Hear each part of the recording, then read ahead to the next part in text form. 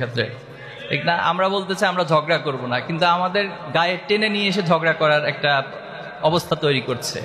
আমরা বলছি যে আমরা কোনো কটূক্তি করব না, তাদের নিয়ে আমরা মন্তব্য করব না, কিন্তু এরা মন্তব্য করতে আমাদেরকে বাধ্য করবে, এরকম একটা পরিস্থিতি তৈরি করছে। সেজন্য আমরা বলতে চাই, যারা আমাদেরকে শত্রু বানানোর জন্য চাচ্ছেন, আপনারা আপনাদের শত্রু বানানোর প্ল্যান নিয়ে কাজ করুন, আর আমরা আপনাদেরকে বন্ধু বানিয়ে আদর্শিকভাবে আমরা আপনাদের সবাইকে জয় করে নিব।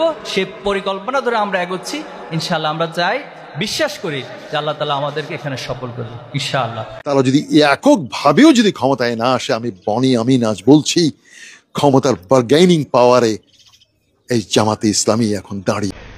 জামাতের আমির ডক্টর শফিকুর রহমান বলেছেন, আমরা ক্ষমতা আসলে আমরা হব জনগণের পাহারাদার। এই নিয়ে আপনি কিছু বলেন? হ্যাঁ, ইসলামী স্টেটের আল্লাহওয়ালারা এটাই। আমরা জিম্মাদারে খাদেম, আমরা শাসক নয়, আমরা জাস্ট আপনাদের রাহবার, পথ দেখাই আর কি। আমরা আপনাকে সেলুট নি না, হ্যাঁ নেতা আইয়ের, হ্যাঁ রে নেতা রে।